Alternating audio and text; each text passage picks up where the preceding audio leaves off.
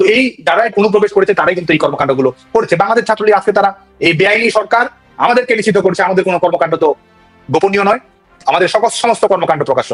আমরা ঘোষণা দিয়ে বলছি দখলদার সরকারের বিদায় ঘটবে, আমরা ঘোষণা দিয়ে বলছি বাংলাদেশে আমরা গণতন্ত্র ফিরিয়ে আনবো, আমরা ঘোষণা দিয়ে বলছি যারা ছাত্র হত্যা করেছে, যারা নাগরিকদের হত্যাকাণ্ড ঘটিয়েছে, যারা আওয়ামী লীগ ছাত্রলীগের নেতাকর্মীদের উপর জুলুম চালিয়েছে, সাধারণ মানুষকে যারা মেটিকুলাস ডিজাইন করে টার্গেট কিলিং করে স্নাইপার ব্যবহার করে হত্যাকাণ্ড করেছে, তাদেরও বিচারিক প্রক্রিয়ার আওতায় আসতে হবে। আমরা মবের আশ্রয় নেব না, আমরা যারা অপরাধী তাদেরকেও আইনে আশ্রয় নেওয়ার সমস্ত সুযোগ নিশ্চিত করবো এবং একই সঙ্গে তার সমস্ত নাগরিক অধিকার নিশ্চিত করে আইনানুগ প্রক্রিয়ায় তাদের বিচার নিশ্চিত করা হবে। বাংলাদেশ ছাত্রলীগ যতই সংকট আসুক, যতই আঘাত আসুক, বাংলাদেশ ছাত্রলীগ কখনো এই যারা মুনাফেকি রাজনীতি করেছে, প্রতারণাপূর্ণ পথ বেয়ে যারা রাজনীতি করেছে তাদের সঙ্গে তাদের দেখানো পথ বাংলাদেশ ছাত্রলীগ অবলম্বন করে না। যারা অনুপ্রবেশের রাজনীতি করে, ছদ্মবেশের রাজনীতি করে, তারা হয়তো সাময়িক সাফল্য লাভ করতে পারে, কিন্তু জনগণের মনে স্থায়ী আসন লাভ করা তাদের পক্ষে কখনো সম্ভব বলে মনে করি না। এবং এটি সবচেয়ে বড় প্রমাণ, মুক্তিযুদ্ধ চলাকালীন সময়ে কিন্তু পাকিস্তান সেনাবাহিনীর সহযোগিতায় এই রাজাকার আল বদর আল শামস তৎকালীন ইসলামী ছাত্র সংগঠন দাপট দেখিয়েছে, সরকারের পেটোয়া বাহিনী চেয়ে ভূমিকা রেখেছে, মানুষের জুলুম করেছে, কিন্তু শেষ পর্যন্ত তারা কিন্তু তাই থেকেছে, যুদ্ধাপরাধী রাজাকারদের সহযোগী হিসেবে থেকেছে। বঙ্গবন্ধুকে হত্যা করে বঙ্গভবন নিয়ন্ত্রণ করে রিভলভার থেকে রাষ্ট্র পরিচালনা করেছে অনেকেই, কিন্তু শেষ পর্যন্ত বাংলাদেশের মানুষের কাছে কিন্তু তারা খুনি হিসেবেই স্বীকৃত হয়েছে। যে কারণে আজকে যারা ক্ষমতায় আছে তারা যদি মনে করে যে ইতিহাসের শেষ কথা লেখা হয়ে গেছে, তাহলে তারা আসলে বোকার স্বর্গে বসবাস করছে। ইতিহাস বাংলাদেশ ছাত্রলীগের নেতাকর্মীরাই লিখবে, সেটি গণতন্ত্র, মুক্তিযুদ্ধ এবং স্বাধীনতা এবং সমতার বাংলাদেশ ফিরিয়ে নিয়ে আসার মাধ্যমে। আপনাকে আরেকটি অপ্রিয় সত্য কথা বলার জন্য কিন্তু উত্তরটা মনে হয় ইতিমধ্যে পেয়ে গেছি। তারপরে আমি আমাদের শ্রোতা মন্ডলীর জন্য বলবো যে আপনি যেভাবে এখন ব্যাখ্যা করলেন যে কিভাবে ছাত্রলীগ ফিরে আসবে, সেখানে সামাজিক মাধ্যমে, যোগাযোগ মাধ্যমে আমরা দেখতে পাচ্ছি কিছুদিন ধরে ভয়ঙ্কর রূপে ফিরবে ছাত্রলীগ। আপনারা কি প্রতিশোধ পরায়ণ হয়ে উঠবেন? প্রশ্নই আসে না।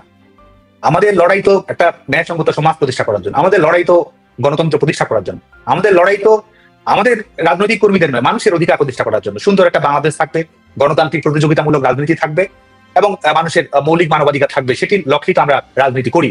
এবং আমাদের আজকে দেখুন, আজকে এই আমরা যদি ক্যাম্পাসের রাজনীতির দিকে তাকাই, বঙ্গবন্ধু কন্যার নেতৃত্বে আওয়ামী লীগ সরকার 17 বছর দেশ পরিচালনা করেছে। আজকে যারা বড় বড় কথা বলছে, ছাত্রদল করুক, ছাত্র শিবির করুক, বামপন্থী সংগঠন করুক, নির্বিঘ্নে ক্যাম্পাসে একাডেমিক কর্মকাণ্ড পরিচালনা করেছে। আজকে বাংলাদেশে এই মুহূর্তে 5 লাখের অধিক শিক্ষার্থী শিক্ষার অধিকার থেকে বঞ্চিত, কয়েক হাজার শিক্ষার্থীর সার্টিফিকেট বাতিল করা হয়েছে শুধুমাত্র গণতান্ত্রিক মূল্যবোধ সম্পন্ন হওয়ার কারণে, শুধুমাত্র মুক্তিযুদ্ধকে ভালোবাসার কারণে, শুধুমাত্র সরকারের এই অবৈধ সরকারের বিরুদ্ধে প্রতিবাদ করার কারণে শিক্ষকের একাডেমিক ফ্রিডম থেকে বঞ্চিত রয়েছে। তো আজকে যে পরিবেশ পরিস্থিতি যারা তৈরি করেছে, আমরা কেন লড়াই করবো? আমরা সংগ্রাম করবো তো আজকে এই যে তরুণ যারা রয়েছে তাদের কর্মসংস্থান, তারা যেন মানসম্মত লেখাপড়া করতে পারে, তারা যেন প্রতিযোগিতামূলক পরিবেশের মধ্য দিয়ে ভালো একই সুনাগরিকতার মধ্য দিয়ে আমাদের দেশকে সমৃদ্ধ করতে পারে, সেটাই তো আমাদের লক্ষ্য। এবং দেখুন, রাজনীতিতে সাধারণ মানুষ কিংবা ছাত্র সমাজ কিংবা তরুণ, তারা তো আমাদের সমালোচনা করতে পারে, সমর্থনও করতে পারে, প্রত্যাখ্যানও করতে পারে। সাধারণ মানুষের সমস্ত অধিকারই রয়েছে এবং আমরা তো রাজনীতি করি জনগণের জন্যই, সাধারণ মানুষের জন্য, তরুণদের জন্য, ছাত্র সমাজের জন্যই তো আমাদের রাজনীতি। তারাই তো আমাদের ছাত্র রাজনীতির মালিকানা তো তাদের কাছেই, তো তারা তো কোনো অবস্থাতে আমাদের প্রতিপক্ষ নয়, তারা আমাদের পক্ষ। এবং সে কারণেই আমরা অবশ্যই ন্যায় বিচার, কারণ আইনের শাসন প্রতিষ্ঠা করতে হবে। যে হত্যাকাণ্ডগুলো ঘটেছে, যে নারকীয় নির্যাতন নিষ্পেষণ পরিচালনা করা হয়েছে, 11 মাস ব্যাপী সাধারণ মানুষের উপর তাণ্ডব পরিচালনা করা হয়েছে, আওয়ামী লীগ ছাত্রলীগের নেতাকর্মীদের উপর হত্যাকাণ্ড, বিভৎস লীলা পরিচালনা করা হয়েছে, মানুষের ঘর বাড়ি পুড়িয়ে দেওয়া হয়েছে, স্বাধীনতার বিভিন্ন প্রতীকগুলো ধ্বংস হিসেবে পরিণত করা হয়েছে, মুক্তিযুদ্ধের যে সবচেয়ে বিখ্যাত ভবনটি, আমাদের স্বাধীনতা সংগ্রামের সূতিকাগার, আমাদের প্রেরণার উৎস ধানমন্ডি 32 নম্বরকে গুড়িয়ে দেওয়া, এর প্রত্যেকটি ফৌজদারি অপরাধ, এর প্রত্যেকটি আমরা মনে করি যে আমাদের প্রচলিত আইন অনুযায়ী অপরাধ। এবং আমরা অবশ্যই যারা আমাদের বিরুদ্ধে আন্দোলন করেছে, আমাদের বিরুদ্ধে প্রতিবাদ করেছে, যারা আন্দোলন করে, যারা প্রতিবাদ করে, তাদের তারুণ্যের শক্তি তো আমাদের শক্তি, প্রতিবাদের শক্তি। আমাদের প্রতিবাদ আমাদের বিপক্ষে হলেও তারুণ্যের প্রতিবাদকেই তো আমরা ধারণ করি, সেটি আমাদের বিপক্ষে গেলেও। তো সে কারণে ভবিষ্যতে তরুণরা যেন প্রতিবাদ করতে পারে, তরুণদের স্বপ্ন যেন বাস্তবায়িত হয়, সেই লক্ষ্যেই আমরা কাজ করব। তরুণদের অভাব থাকতে পারে, অভিযোগ থাকতে পারে, অভিমান থাকতে পারে, আমাদের নিয়ে সমালোচনা থাকতে পারে, তরুণদের সমালোচনায় আমাদের চলার পথের ইস্তেহার, এবং সেটিকে কেন্দ্র করে আমরা কর্মকাণ্ড পরিচালনা করবো। এবং একই সঙ্গে যারা এই অপরাধমূলক কর্মকাণ্ডগুলোর সঙ্গে সম্পৃক্ত, জুলাই আগস্টে যারা ছাত্র নাগরিকদের হত্যা করেছে, টার্গেট কিলিং করেছে, স্নাইপার ব্যবহার করেছে, মানুষের উপর সহিংসতা চালিয়েছে, 400 থানা লুট করেছে, পুলিশদের উপর হত্যা চালিয়েছে, তাদেরকে অবশ্যই বিচারিক প্রক্রিয়ার আওতায় নিয়ে আসা হবে। এটি আমাদের আইনের শাসনের প্রতি প্রতিশ্রুতি, এটি কোনো ধরনের প্রতিহিংসা কিংবা প্রতিশোধের অনুসিদ্ধান্ত নয় বলে আমি মনে করি। আপনার এই মুহূর্তের বক্তব্য অনুযায়ী লাখো শিক্ষার্থী শিক্ষা অধিকার থেকে বঞ্চিত হচ্ছে, যেটা আপনি এই মুহূর্তেই বললেন, তাদের নিয়ে আপনাদের রিয়েল পরিকল্পনা কি বাংলাদেশ ছাত্রলীগের সভাপতি হিসাবে আপনার কাছ থেকে জানতে চাই। দেখুন, গোটা বাংলাদেশে আমাদের ছাত্রলীগের নেতাকর্মীরা একটা ভয়ানক সময়ের মধ্য দিয়ে অতিবাহিত করছে। কিন্তু ছাত্রলীগের নেতাকর্মীরা একটি মুহূর্তের জন্য তাদের লড়াইয়ের যে স্পৃহা, তাদের যে সাহসের যে জ্ঞান ভয়, তাদের যে মুক্তির যে স্বপ্ন এবং গণতন্ত্রের প্রতি, বঙ্গবন্ধু কন্যার প্রতি, আওয়ামী লীগের ঐতিহ্য সংগ্রামের প্রতি, জাতির পিতার আদর্শের প্রতি ছাত্রলীগের নেতাকর্মীদের যে সীমাহীন স্পৃহা, যে কোনো পরিস্থিতিতে মোকাবেলা করার যে প্রত্যয়, এটি আমাদের শক্তি। অনেক ছাত্রলীগের নেতাকর্মীদের সার্টিফিকেট কেড়ে নিয়েছে, সার্টিফিকেট পুড়িয়ে দিয়েছে। তারা বরং দৃঢ়তার সঙ্গে বলেছে যে রাজপথে লড়াই সংগ্রামী তাদের জীবনের নতুন সার্টিফিকেট। এবং আমরা দেখেছি যে যতই আমাদেরকে আক্রান্ত করার চেষ্টা করা হচ্ছে, আমাদের ছাত্রলীগের নেতাকর্মীরা ততই প্রতিরোধ গড়ে তোলার চেষ্টা করা হচ্ছে। যতই তারা আমাদের ক্যারেক্টার অ্যাসাসিনেশন করার চেষ্টা করছে, সাধারণ শিক্ষার্থীদের সঙ্গে মেলবন্ধন বাড়ানোর জন্য ছাত্রলীগের নেতাকর্মীদের একাগ্রতা আরো বেশি বাড়ছে।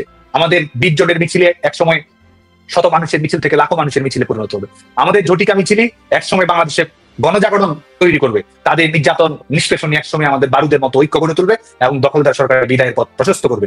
বাংলাদেশ ছাত্রলীগের নেতাকর্মীরা আমরা জানি যে সীমাহীন কষ্ট যন্ত্রণা বুকে ধারণ করে ছাত্রলীগের নেতাকর্মীদের পথ চলতে হচ্ছে। আজকে হয়তো আমরা সরাসরি সাংগঠনিক কর্মকাণ্ড পরিচালনা করতে পারছি না, পত্র পত্রিকায় হয়তো অনেক কথাই লেখা হয়, কিন্তু ছাত্রলীগের নেতাকর্মীরা কিন্তু তাদের সংগ্রাম থেকে এক মুহূর্তের জন্য বিচ্যুত হয়নি। ছাত্রলীগের নেতাকর্মীরা কখনো আত্মগোপনে যায়নি, সংগ্রাম করেছে, পথ বদলেছে, কৌশল ধারণ করেছে, কিন্তু প্রত্যেকটা মুহূর্তে ছাত্রলীগের নেতাকর্মীরা লড়ে গেছে। এবং আপনি দেখুন যে আজকে ছেলেমেয়েরা, বাংলাদেশের কৃষক, শ্রমিক, মেহনতি মানুষ, সরকারি চাকরিজীবী, গ্রামগঞ্জ থেকে ছেলেমেয়েরা বাংলাদেশের সেরা সেরা পাবলিক বিশ্ববিদ্যালয় থেকে ভর্তি হয়েছে, সংগঠন হিসেবে ছাত্রলীগকে বেছে নিয়েছে।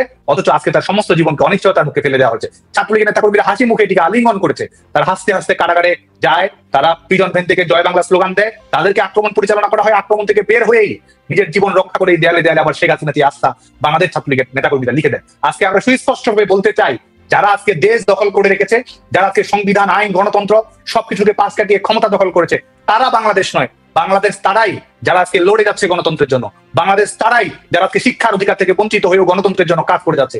বাংলাদেশ তারাই যারা নিজের জীবন বাজিয়ে রেখে আজকে বাংলাদেশে গণতন্ত্র ফিরিয়ে আনার জন্য কাজ করে যাচ্ছে। বাংলাদেশ ছাত্রলীগের কর্মীরাই বাংলাদেশ, তারাই ভবিষ্যতে বাংলাদেশ বিনির্মাণ করবে।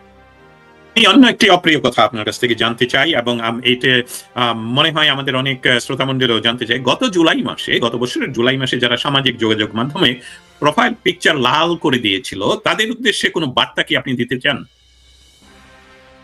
ধন্যবাদ এই প্রসঙ্গটি নিয়ে আসার জন্য। কারণ এই আমরা দেখতে পাচ্ছি যে এটিকে কেন্দ্র করে এক ধরনের পলিটিক্যাল ভাইলেন্স নেওয়ার চেষ্টা অনেকেই করছে। আমরা দেখতে পাচ্ছি বিভিন্ন সংগঠনের নেতৃত্বে যারা আছে তারা এটিকে বলার চেষ্টা করছে, কারণ তারা জানে যে তারা আওয়ামী লীগকে অবৈধভাবে নিষিদ্ধ করেছে, ছাত্রলীগকে নিষিদ্ধ করেছে, কিন্তু জনগণের ভালোবাসা আওয়ামী লীগের প্রতি তীব্র হচ্ছে। জনগণ মার্কশিট দেখছে, রেজাল্ট শিট বিবেচনা করছে, দখলদার সরকারের পারফরমেন্স দেখছে, আওয়ামী লীগ সরকারের অর্জনগুলো দেখছে। এবং সে কারণে কিন্তু মানুষ, কিন্তু রাজনীতির সবচেয়ে বড় শিক্ষক হচ্ছে মানুষ, তারা কিন্তু তুল্যমূল্য বিচার বিবেচনা করতে জানে, তারা পার্থক্য করতে জানে এবং সঠিক সিদ্ধান্ত গ্রহণ করতে জানে। সে কারণে কিন্তু তারা আজকে এই ধরনের ভয়ের রাজনীতি, ত্রাসের রাজনীতি, যে গুজব, প্রতারণা এবং ছলচাতুরির মাধ্যমে তারা এই 5ই আগস্টের প্রেক্ষাপট তৈরি করেছে, সেটি কিন্তু তারা অব্যাহত রেখেছে। মেটিকুলাস ডিজাইন 5 আগস্টে শেষ হয়নি, মেটিকুলাস ডিজাইন তারা অব্যাহত রেখেছে এবং কি ভয়ঙ্কর ব্যাপার তারা সেটি আজকে অবলীলায় স্বীকারও করছে। এবং আমরা দেখতে পাচ্ছি যে আজকে তারাই অবলীলায় বলছে আওয়ামী লীগকে নির্বাচনের বাইরে রাখতে হবে, কারণ আওয়ামী লীগ জনগণের সংখ্যাগরিষ্ঠ অংশের সমর্থন পাবে। তারা বলছে আওয়ামী লীগের কোনো ধরনের রাজনৈতিক কর্মকাণ্ড পরিচালনা করতে দেওয়া যাবে না, কারণ আওয়ামী লীগ রাজনৈতিক কর্মকাণ্ড পরিচালনা করলে জনগণের সমর্থন অর্জন করবে। আজকে ঘোষণা দিয়ে বলা হচ্ছে মিছিল করে অপরাধ, আজকে আইন করে বলা দেওয়া হচ্ছে আওয়ামী লীগের পক্ষে লিখলে, এমনকি আওয়ামী লীগের সমালোচনা করলেও আপনি সন্ত্রাস বিরোধী দমন আইনে আপনি একজন ক্রিমিনাল। এই হচ্ছে বাংলাদেশে এই দখলদার ফ্যাসিস্ট বাংলাদেশ রাষ্ট্রটির চেহারা বানিয়েছে। তো আমরা মনে করি আজকে আমরা যারা এই বিভ্রান্তিগুলো ছড়ানোর চেষ্টা করছে তাদের উদ্দেশ্যে আমরা বলতে চাই যে তারা বাংলাদেশের জনগণ সবসময় সঠিক সিদ্ধান্ত গ্রহণ করেছে। বাংলাদেশের জনগণের প্রজ্ঞা, বিচার